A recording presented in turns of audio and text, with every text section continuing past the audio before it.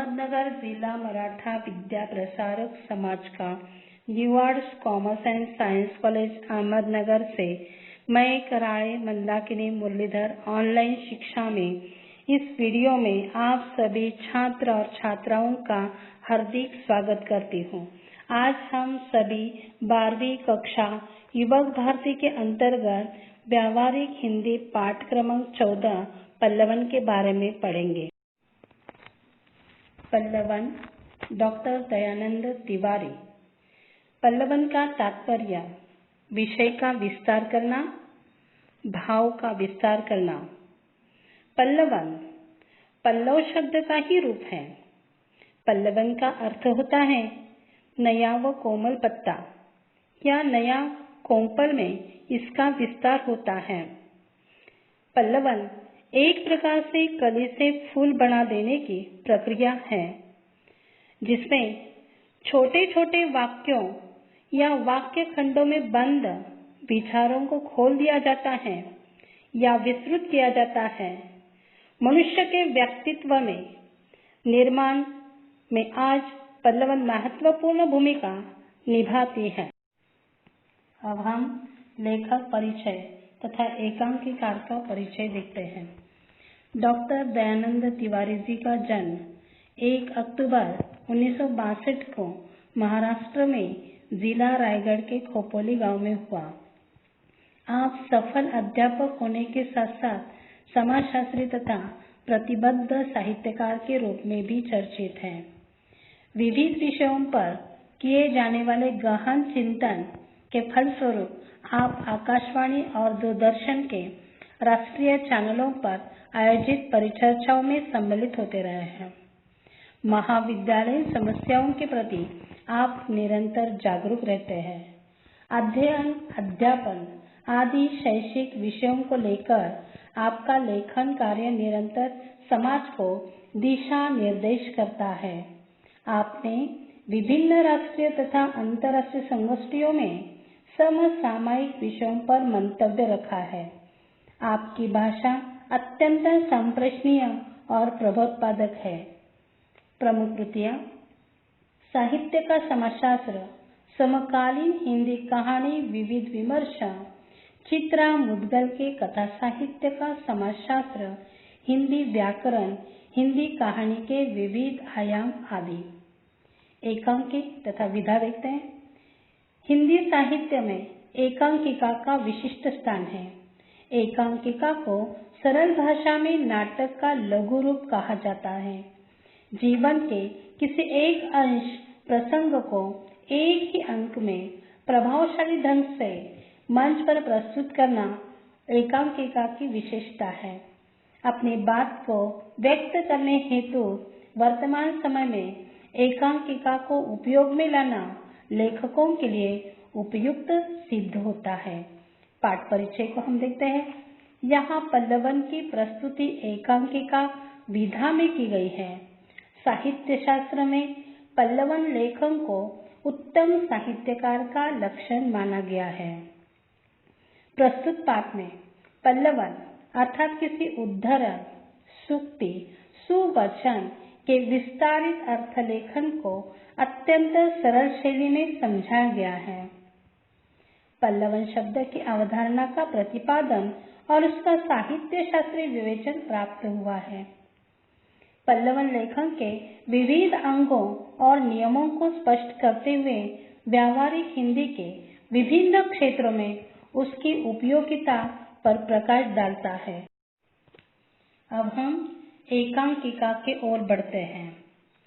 समय प्रातः 11 बजे का। स्थान 12वीं कक्षा। रंगमंच कक्षा में विद्यार्थी प्रवेश कर रहे हैं। कुछ विद्यार्थी आपस में बातें कर रहे हैं। कुछ ऊंचे स्वर में एक दूसरे को पुकार रहे हैं। तभी हिंदी शिक्षक कक्षा में प्रवेश करते हैं। सभी विद्यार्थी खड़े होकर नमस्ते सर, अध्यापक, नमस्ते विद्यार्थियों, बैठ जाइए। हमारा हिंदी का पाठ्यक्रम पढ़ाना पूर्ण हो गया है। परीक्षाएं समीप हैं। अब हमें प्रश्न पत्र के सभी प्रश्नों का आकलन एवं अध्ययन करना चाहिए। क्या आपने प्रश्न पत्र का अवलोकन किया है? रोशन: जी सर, प्रश्न पत्र का अध्ययन हमने भलीभांति किया है। अध्यापक: तो क्या प्रश्न पत्र की दृष्टि से कोई ऐसा प्रश्न है जो आपको उत्तर लिखने की दृष्टि से कठिन जान पड़ता है? अर्थात यह 12वीं कक्षा का दृश्य है। कक्षा में छात्र प्रवेश कर रहे हैं। कुछ छात्र आपस में बातें कर रहे हैं। कुछ छात्र ऊंचे स्वर में एक दूसरे को पुकार रहे हैं। तभी अध्यापक का कक्षा में प्रवेश होता है तो सभी छात्र ने खड़े होकर अभिवादन किया है। तभी अध्यापक छात्रों को संबोधित करते हुए कहते हैं कि हमारा हिंदी का पाठ्यक्रम पढ़ना पूरा हो गया है, परीक्षा समीप आई है।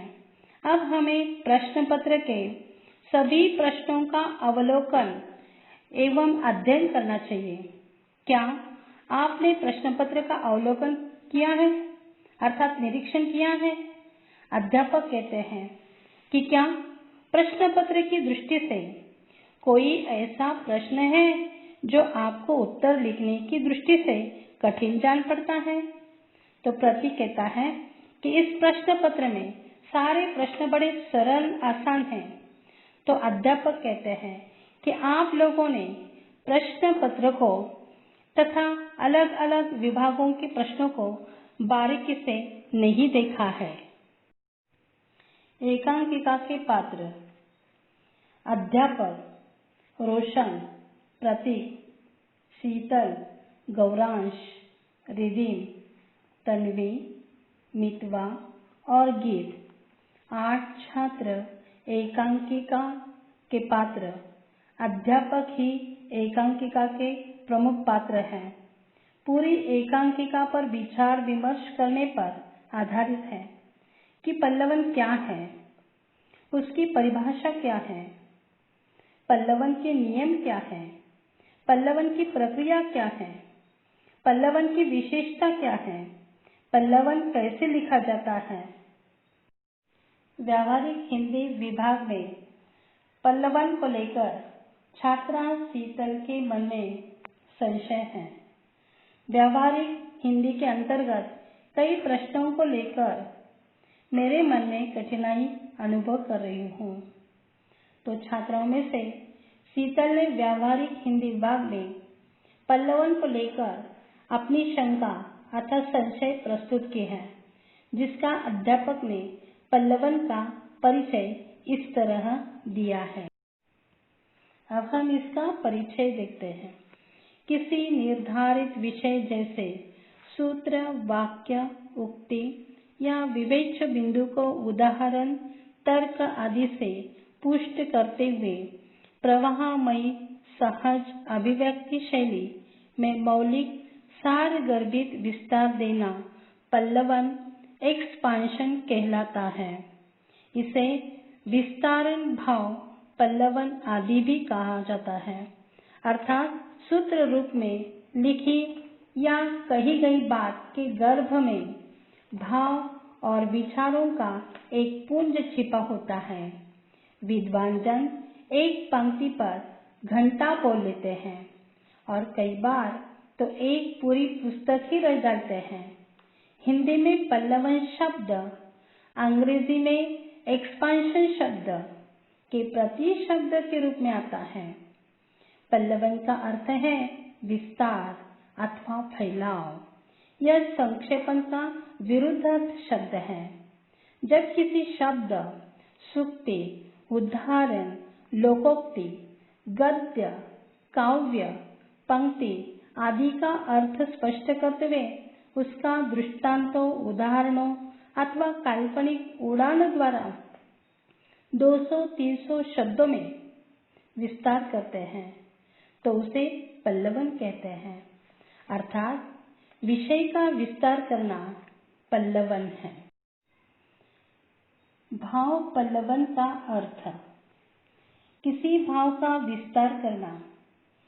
इसमें किसी उक्ति, वाक्य, सूक्ति, कहावत, लोकोक्ति आदि के अर्थ को विस्तार से प्रस्तुत किया जाता है। विस्तार की आवश्यकता तभी होती है जब मूल भाव संक्षिप्त, सघन्य या जटिल हो। भाषा के प्रयोग में कई बार ऐसी स्थिति आती है जब हमें किसी उक्ति में निहित भावों को स्पष्ट करना पड़ता है। इसी कला को भाव पल्लवन कहते हैं। तो यहाँ हमने विस्तारण भाव या पल्लवन के बारे में परिचय प्राप्त किया है। पल्लवन क्या है? विस्तारण न करना, भाव का विस्तार करना, अर्थात जहाँ कोई गद्य या काव्य पढ़ते हैं तो उसमें कुछ ऐसी उक्तियाँ या काव्य, ऐसी कहावत या लोकोक्ति होती हैं जो कठिन होती है, जो अलंकारिक या संक्षिप्त रूप होते हैं तथा जिसमें भाव छिपा होता है, जो सघन होता है तथा जटिल होता है। उसके अंदर सघन भाव छिपा होता है तो उस भाव को हम प्रेषित करते हैं, उसे हम विस्तार रूप देते हैं। जो भाव विस्तार है, अर्थ विस्तार है या विचार का विस्तार है, वही पल्लवन कहलाता है। पल्लवन के कुछ सामान्य नियम व प्रक्रिया को हम देखते हैं। पहले सर्वप्रथम पल्लवन के लिए मूल अवतरण के वाक्य, सूक्ति, लोकोक्ति अथवा कहावत को ध्यानपूर्वक पढ़ना चाहिए ताकि मूल के संपूर्ण भाव अच्छी तरह समझ में आ जाए। फिर भी उसके अंदर जो छुपा भाव है उसे हमें अच्छी तरह से समझ सके। तो मूल विचार अथवा भाव के नीचे दबे अन्य सहायक विचारों को समझने के लिए चिंतन और कल्पना करना चाहिए। तीसरे, मूल और गौण विचारों को समझ लेने के बाद एक एक सभी निहित विचारों को एक एक अनुच्छेद में लिखना चाहिए ताकि कोई भी भाव अथवा विचार छूटने न पाए। अर्थात यहाँ थोड़ी बहुत सावधानी बरतनी है।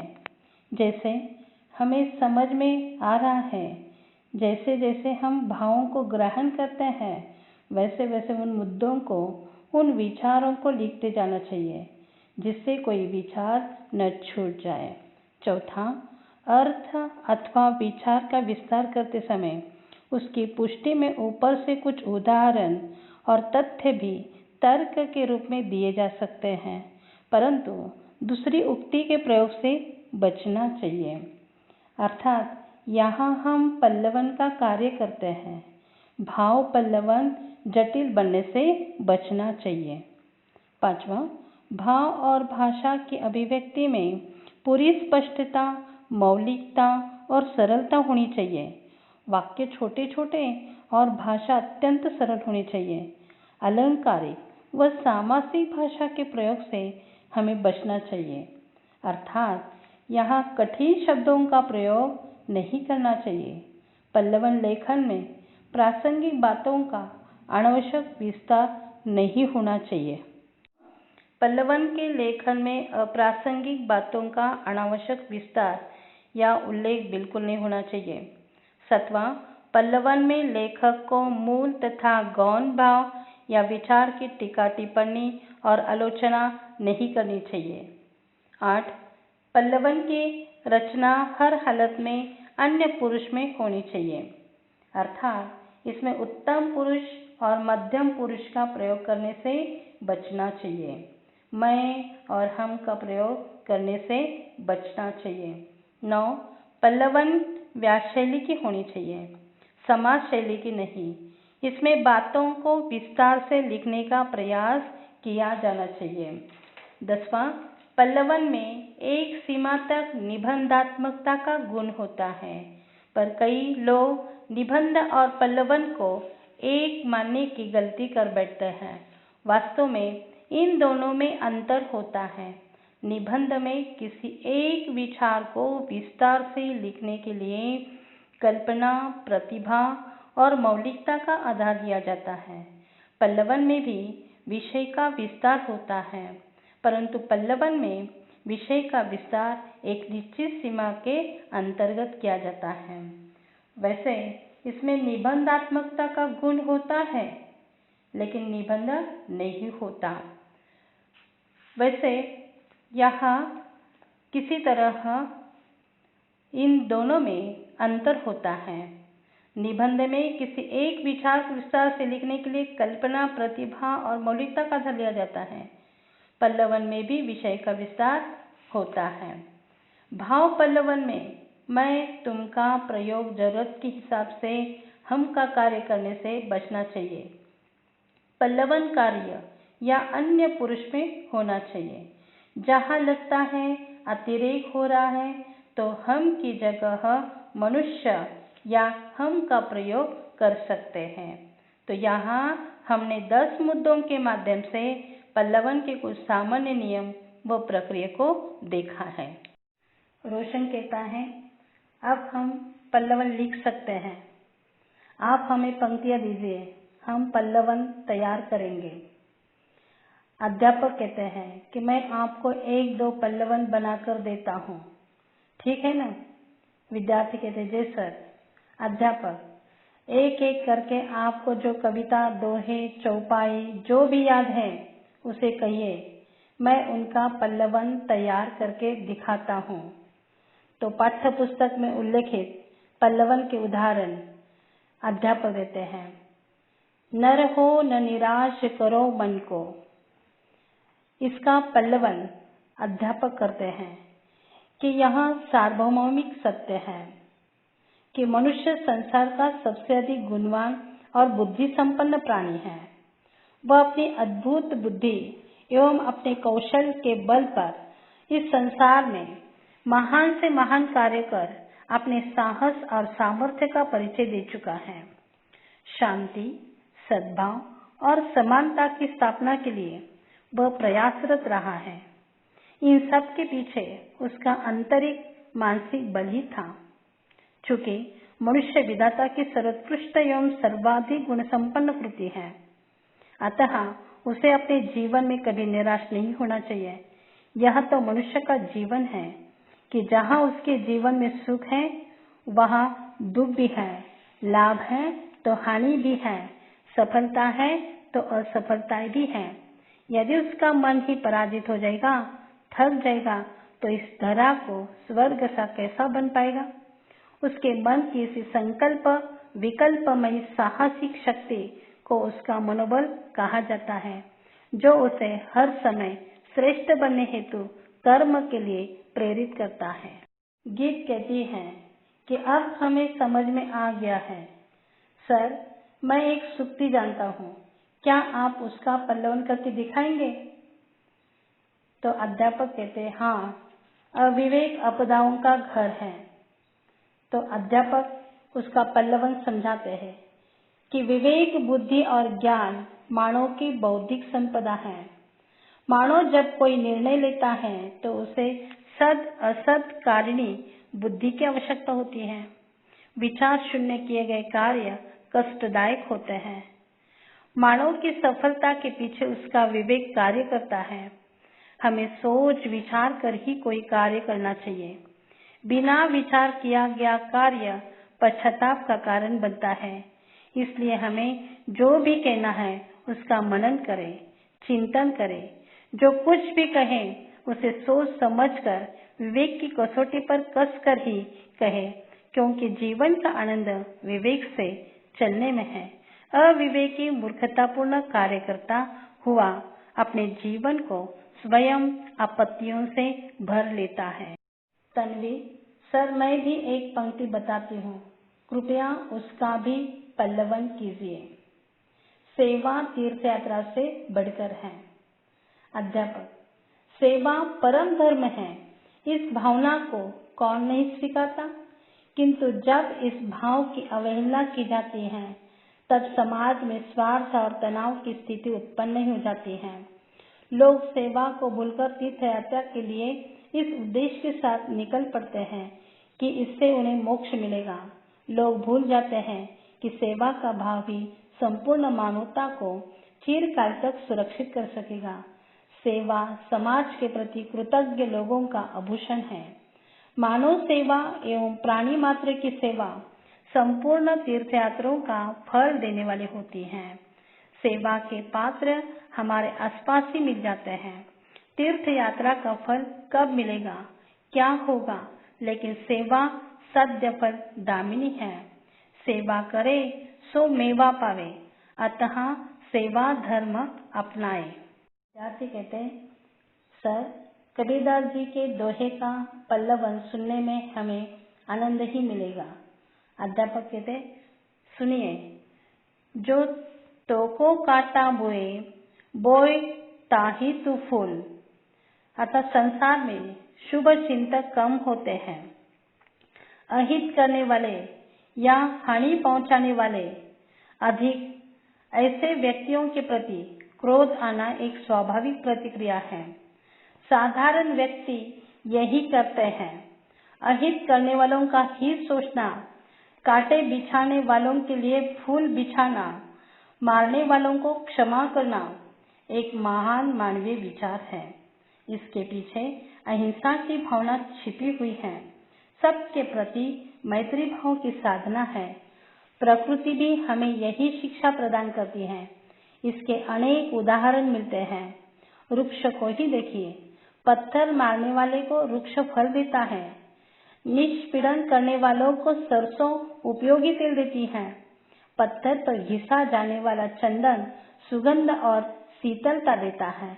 शत्रु को मित्र बनाने, विरोधियों का हृदय परिवर्तन करके उन्हें अनुकूल बनाने का यही सर्वोत्तम और स्थायी उपचार है कि हम उत्पीड़क को क्षमा करें।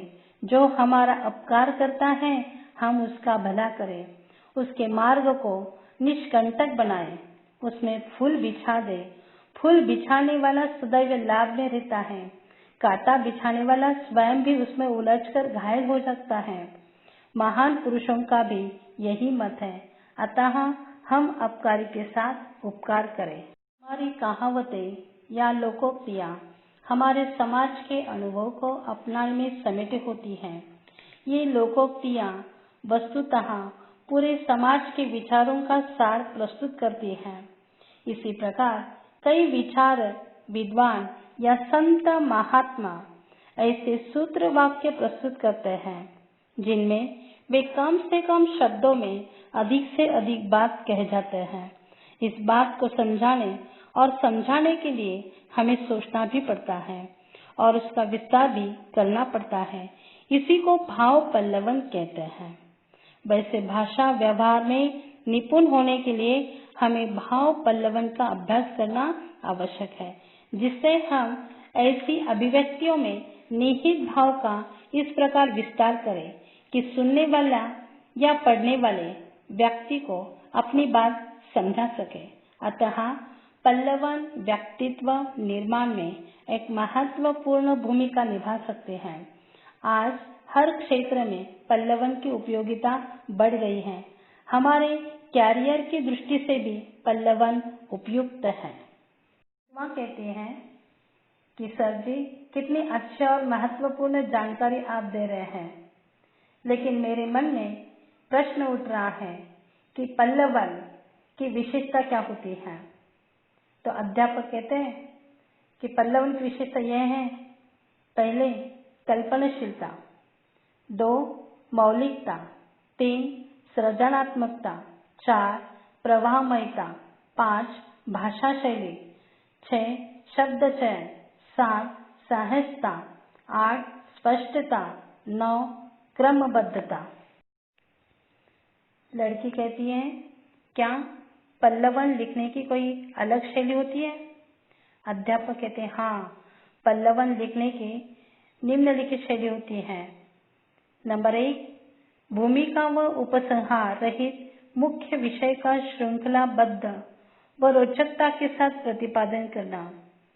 2, भूमिका 2 से 3 वाक्य, विषय वस्तु 10 से 12 वाक्य और उपसंहार 2 से 3 वाक्यों में प्रतिपादित किया जाना चाहिए। अध्यापक पल्लवन के बिंदु के माध्यम से छात्रों को समझाते हैं कि पल्लवन में सूक्ति, उक्ति, पंक्ति या काव्यांश का विस्तार किया जाता है। पल्लवन के लिए दिए गए वाक्य सामान्य अर्थ वाले नहीं होते। पल्लवन में अन्य उक्ति का विस्तार नहीं जोड़ना चाहिए। क्लिष्ट शब्दों का प्रयोग न करें। पल्लवन करते समय अर्थों, भावों को एक सूत्र में बांधना आवश्यक है।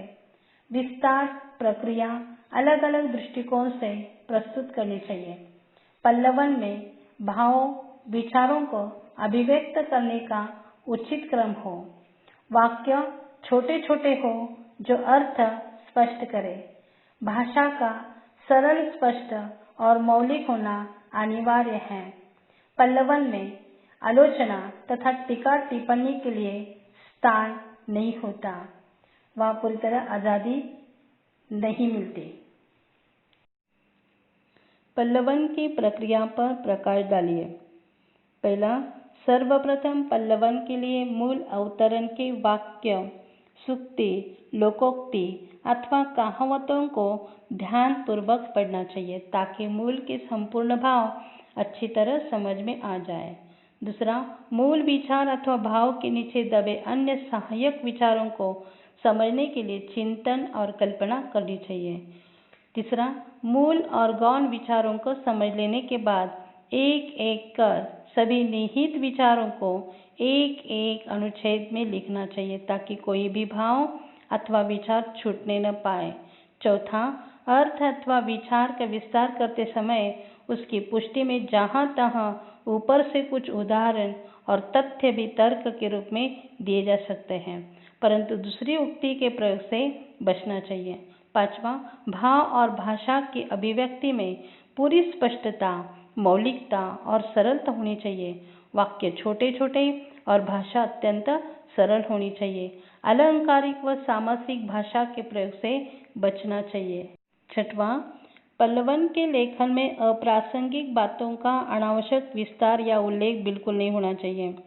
सातवां, पल्लवन में लेखक को मूल तथा गौण भाव या विचार की टीका टिप्पणी और आलोचना नहीं करनी चाहिए। इसमें मूल लेखक के मनोभावों का विस्तार और विश्लेषण होना चाहिए। 8, पल्लवन की रचना हर हालत में अन्य पुरुष में होनी चाहिए। 9, पल्लवन व्यास शैली की होनी चाहिए, समाज शैली की नहीं। अतः इसमें बातों को विस्तार से लिखने का प्रयास किया जाना चाहिए। 10वां, पल्लवन में एक सीमा तक निबंधात्मकता का गुण होता है, पर कई लोग निबंध और पल्लवन को एक मानने की गलती कर बैठते हैं। वास्तव में इन दोनों में अंतर होता है। निबंध में किसी एक विचार को विस्तार से लिखने के लिए कल्पना, प्रतिभा और मौलिकता का आधार लिया जाता है। पल्लवन में भी विषय का विस्तार होता है, परंतु पल्लवन में विषय का विस्तार एक निश्चित सीमा के अंतर्गत किया जाता है। पल्लवन की विशेषताएं स्पष्ट कीजिए। पहले, कल्पनाशीलता। पल्लवन में कल्पनाशीलता में विशेष महत्व है।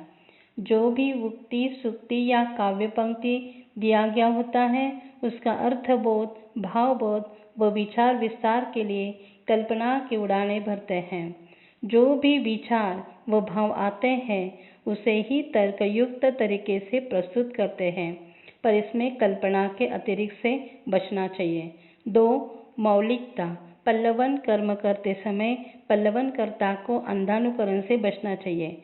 दूसरी उक्ति या विचार का समावेश नहीं होना चाहिए। इसमें नयापन, ताजगी का भाव होना चाहिए। तीसरा, सृजनात्मकता। पल्लवनकर्ता के पास सृजन कर्म के लिए उर्वर मस्तिष्क होना चाहिए। प्रतिभा के साथ सृजनात्मकता का संयोग होना चाहिए। उसे निरंतर पल्लवन कार्य करने में अभ्यासरत रहना चाहिए, तभी वह श्रेष्ठ और उत्तम कोटि का पल्लवन कर सकता है। चौथा, प्रभावमयता। पल्लवन करते समय जब भाव, विचार या भाषा का विस्तार करते हैं तब विचारों में सहज प्रभाव होना आवश्यक है। इससे रोचकता आ जाती है और पल्लवन उत्तम कोटि का हो जाता है। पांचवा, भाषा शैली। पल्लवन के लिए लघु, सूक्ष्म गद्य शैली का प्रयोग होता है। इसमें सामासिक और अलंकारिक भाषा का प्रयोग नहीं होना चाहिए। इसे ब्याज शैली में लिखना चाहिए और अनावश्यक व्यर्थ विस्तार से बचना चाहिए। छठवां, शब्द चयन। पल्लवन में शब्द चयन बहुत मायने रखता है। संस्कृत अलंकार, समास और क्लिष्ट शब्दों के चयन व प्रयोग से बचना चाहिए। सरल और आसान शब्दों का चयन करना चाहिए। सातवां, सहजता। पल्लवन सहज और स्वाभाविक होना चाहिए। इसमें कृत्रिमता व बनावटीपन को स्थान नहीं देना चाहिए। मूल भाव से जुड़ने पर जोर देना चाहिए। आठवां, स्पष्टता। सारे तथ्य शीशे की तरह साफ और स्पष्ट होने चाहिए। बंधे हुए विचारों और भावों को इस तरह विस्तार देना है कि आसानी से भाव स्पष्ट हो और आलोचना न किया जा सके। 9, क्रमबद्धता। पल्लवन में क्रमबद्धता का विशेष महत्व है। दरअसल श्रेष्ठ पल्लवन का अपना अंदाज होता है। इसमें उक्त तथ्यों को ध्यान में रखकर विचारों व भावों को सही क्रम में प्रस्तुत करना आवश्यक होता है, अन्यथा विकृति आ जाती है। लालच का फल बुरा होता है। इस उक्ति का विचार पल्लवन कीजिए। यह स्वाध्याय हेतु है। लालच का फल बुरा होता है, इस कथन में 100% सत्यता है। लालच करके अक्सर हम कोई ऐसी मुसीबत मोल लेते हैं जो हमारे लिए नुकसानदायक ही होती है। कोई भी लालच ज़्यादा समय तक नहीं टिक पाता है। एक न एक दिन उस लालच का दुष्परिणाम सामने ही आता है। इसके लिए हमें सदैव लालच करने से बचना चाहिए। यदि हम समय रहते लालच की प्रवृत्ति को त्याग देते हैं तो शायद हम लालच के दुष्परिणाम से बच सकते हैं। जीवन में हम किसी न किसी बात पर लालच कर बैठते हैं और अधिक पाने की लालसा में कुछ ऐसा कार्य कर देते हैं कि हमारे पास जो कुछ होता है हम उसे भी गंवा बैठते हैं। लालच के कारण चरित्र पर कलंक लग जाता है, मान सम्मान सब कुछ खत्म हो जाता है। दरअसल लालच दूसरों को हक मांगने की प्रवृत्ति है। लालच के कारण ही मन में पाप, दूसरे की बुराई, नापाक इरादा, अविश्वास, बेईमानी आदि पनपते हैं, जिसमें दया, सहानुभूति और परोपकार कहाँ तिरोहित होता है पता ही नहीं चलता। लालच से मानवता का भी घोर पतन हुआ है। सच में लालच का फल बुरा होता है। छात्रों, अभी पल्लवन के बारे में जो भी पढ़ा गया है, मुझे पूरा विश्वास है कि छात्रों को अच्छी तरह समझ में आया होगा।